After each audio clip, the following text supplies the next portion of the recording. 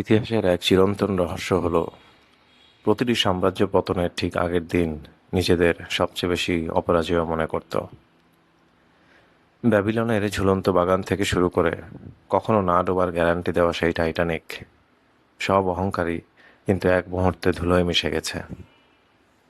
আর আজ আজ আমাদের রাজত্ব সোশ্যাল মিডিয়ার ব্লুটিক, কর্পোরেট সি স্যুট আর পিআর এজেন্সির তৈরি করা চকচকে ইমেজে।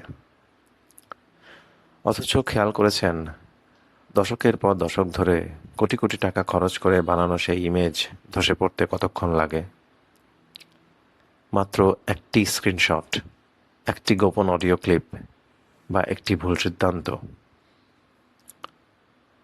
যখন কোনো মানুষের অহংকার আর দ্বিচারিতা সীমা ছাড়িয়ে যায়, তখন পুরো পৃথিবীর সামনে তার মুখোশ টেনে খুলে দিয়ে তাকে চূড়ান্তভাবে অপদস্থ করা সেই অদৃশ্য বিচারকের নাম কি? পরম পরাক্রমশালী সেই সত্তার নাম এল মুদিল্লু, যার অর্থ যিনি লাঞ্ছিত করেন, দাম্ভিকের গ্রীবা নত করে দেন এবং অসত্যকে অপদস্থ করেন। আরবি জিল্লাত শব্দ থেকে আল মুদিল্লু নামের উৎপত্তি। আসসালামু আলাইকুম ওয়া রাহমাতুল্লাহি ওয়া বারাকাতুহু। লার্ন অ্যান্ড লার্ন পেজে আপনাকে স্বাগত। আজ আমরা জানব আসমাউল হুসনার 25তম পবিত্র নাম আল মুদিল্লু এর মনস্তাত্ত্বিক ও আত্মশুদ্ধির গভীর রহস্য। আগের পর্বে আমরা জেনেছিলাম আল মুইজ্জু বা সম্মানদাতা সম্পর্কে। আর আর আল মুদিল্লু হলেন সেই পরম শক্তির নাম যিনি মানুষকে মনে করিয়ে দেন আপনার সম্মান আপনার ব্যাংক অ্যাকাউন্ট বা সোশ্যাল মিডিয়ার ফলোয়ারের সংখ্যার উপর দাঁড়িয়ে নেই। মনস্তাত্ত্বিকভাবে মানুষ সবচেয়ে বড় ভুল করে তার দ্বিমুখী জীবনে। বাইরে আমরা সাধু, আদর্শ নাগরিক বা সফল উদ্যোক্তা, কিন্তু বন্ধ দরজার পেছনে বা ডিজিটাল স্ক্রিনের আড়ালে যদি আমাদের জীবনে থাকে চরম অসততা, অহংকার আর দুর্বলকে পিষে ফেলার চক্রান্ত, তবে আল মুদিল্লু সেই মিথ্যার দেয়াল ভেঙে দেন। তিনি কাউকে রাতারাতি শাস্তি দেন না, সময় দেন, সুযোগ দেন। কিন্তু মানুষ যখন ভাবা শুরু করে আমাকে ধরার কেউ নেই, ঠিক তখনই তার সূক্ষ্ম বিচারে গোপন সত্য প্রকাশ হয়ে পড়ে।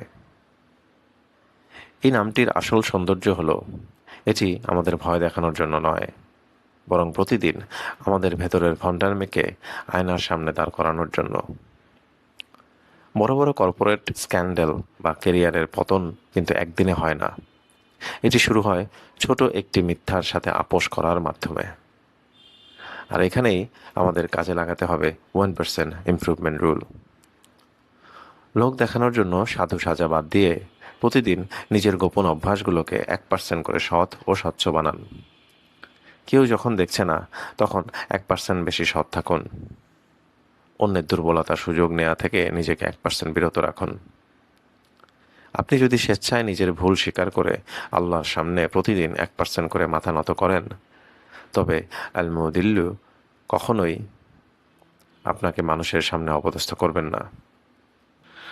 পবিত্র কুরআনের সূরা আল ইমরানের 26 নম্বর আয়াতে বিশ্বব্রহ্মাণ্ডের এই চূড়ান্ত অ্যালগরিদম ঘোষণা করা হয়েছে। বিসমিল্লাহির রহমানির রহিম। আপনি যাকে ইচ্ছা সম্মানিত করেন, আপনি যাকে ইচ্ছা লাঞ্ছিত করেন, আপনার হাতেই সমস্ত কল্যাণ। নিশ্চয়ই আপনি সব বিষয়ে সর্বশক্তিমান। ক্ষমতার দাপটে অন্ধ হয়ে যাওয়া নমরুদ যেমন এক সামান্য মাছির আঘাতে লাঞ্ছিত হয়েছিল, তেমনি আজকের ডিজিটাল যুগের স্বৈরশাসক বা কর্পোরেট টাইকুনদেরও পতন ঘটে অতি সাধারণ এক ভুলে। সততাহীন সম্মান কেবলই একটি মরীচিকা। আসুন, পর্বের শেষে আমরা লাঞ্ছনা থেকে বাঁচার জন্য বিনম্র চিত্তে হাত তুলি। হে আল মুদিল্লু, আমাদের লোক দেখানো দ্বিমুখী জীবন থেকে মুক্তি দিন। আমাদের গোপন পাপ ও ভুলগুলোকে আপনি ক্ষমা করে দিন। অহংকার ও জুলুমের ফাঁদ থেকে আমাদের বাঁচিয়ে রাখুন এবং দুনিয়া ও আখেরাতের কোনো ময়দানে আমাদের অপদস্থ করবেন না। আমিন। এই গভীর আত্ম উপলব্ধি যদি আপনার মনে দাগ কেটে থাকে, তবে শেয়ার করে আপনার প্রিয়জনদের আত্মশুদ্ধির পথ দেখান। ২৬তম নাম আসামি বা সর্বসতা নিয়ে আমরা আসছি পরবর্তী পর্বে। সে পর্যন্ত ভালো থাকুন, সুস্থ থাকুন। আল্লাহ হাফেজ।